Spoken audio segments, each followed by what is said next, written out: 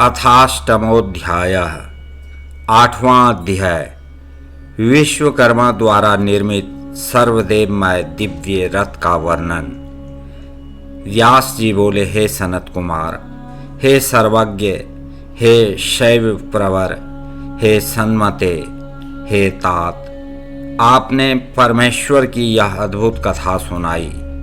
अब आप सर्वदेवमय परम दिव्य रथ के निर्माण का वर्णन कीजिए, जिसे बुद्धिमान विश्वकर्मा ने शिव जी के लिए निर्मित किया।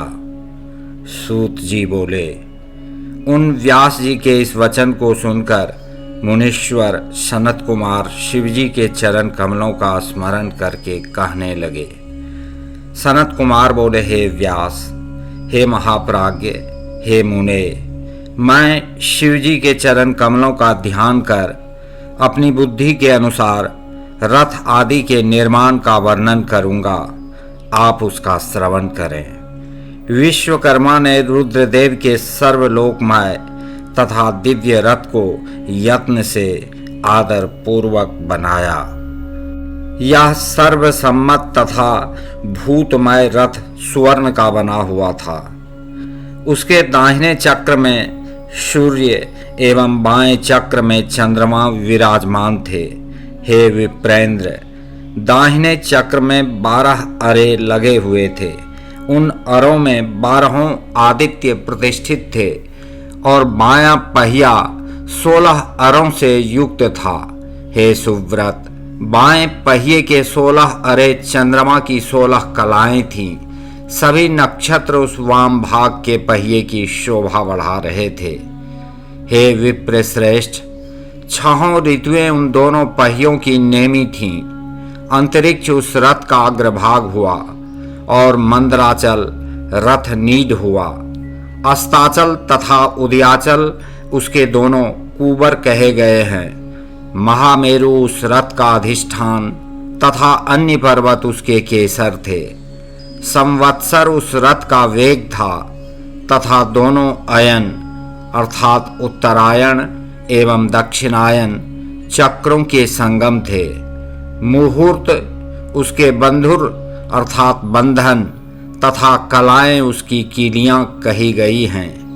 काष्ठा कला का 30वां भाग उसका घोण अर्थात जुए का अग्रभाग और क्षण उसके अक्षदंड कहे गए हैं। निमेष उस रथ का अनुकर्ष अर्थात नीचे का काष्ठ और लव उसका ईशा कहा गया है।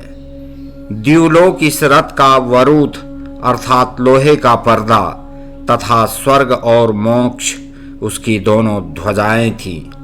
ब्रह्म और काम दुग्ध उसके जुए के दोनों सिर कहे गए हैं।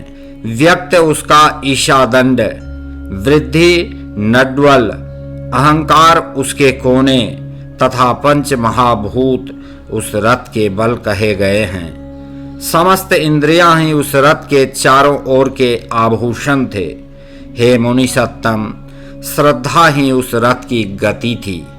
हे सुव्रतो, उस समय षडंग अर्थात शिक्षा, कल्प, निरुक्त, व्याकरण, छंद तथा ज्योतिष उसके आभूषण बने। पुराण, न्याय, मीमांसा तथा धर्मशास्त्र उसके उपभूषण बने। वर्णाश्रम धर्म उसके चारों चरण तथा मंत्र घंटा कहे गए हैं। हजारों फणों से विभूषित अनंत नामक सर्प उस रथ के बंधन हुए। दिशाएं एवं उपदिशाएं पाद बनी। पुष्करादि तीर्थ उस रथ की रत्न जटित सुवर्णमय पताकाएं और चारों समुद्र उस रथ को ढकने वाले वस्त्र कहे गए हैं। सभी प्रकार के आभूषणों से भूषित गंगा आदि सभी श्रेष्ठ नदियां हाथों में चंवर लिए हुए स्त्री रूप में सुशोभित होकर जगह जगह स्थान बनाकर रथ की शोभा बढ़ाने लगीं। आवह आदि 7 वायु स्वर्णमय उत्तम सोपान बने एवं लोकालोक पर्वत उस रथ के चारों ओर उपसोपान बने। मानस आदि सरोवर उस रथ के बाहरी उत्तम विषम स्थान हुए। सभी वर्षाचल उस रथ के चारों ओर के पाश और तल लोक में निवास करने वाले सभी प्राणी उस रथ के तल के भाग कहे गए हैं। भगवान ब्रह्मा उसके सारथी और देवतागण घोड़े की रस्सी पकड़ने वाले कहे गए हैं। ब्रह्म दैवत ओंकार उन ब्रह्मा का चाबुक था। आकार उसका महान छत्र, मंदराचल उस छत्र को धारण करने वाला पार्श्ववर्ती दंड, पर्वतराज सुमेरु धनुष तथा स्वयं भुजंगराज शेषनाग उस धनुष की डोरी बने। श्रुति स्वरूपा भगवती सरस्वती उस धनुष का घंटा बनी। महान तेजस्वी विष्णु को बाण तथा अग्नि को उस बाण का शल्य कहा गया है। हे मुने, चारों वेद उस रथ के घोड़े कहे गए हैं। सभी प्रकार की ज्योतियां उन अश्वों की परम आभूषण बनी। समस्त विष संभूत पदार्थ सेना बने। सभी वायु बाजा बजाने वाले कहे गए हैं। व्यास आदि ऋषिगण उसे ढोने वाले हुए। सनत कुमार बोले, हे मुनीश्वर, अधिक कहने से क्या लाभ। मैं संक्षेप में ही बताता हूँ कि ब्रह्मांड में जो कुछ भी वस्तु है वह सब उस रथ में विद्यमान कही गई है।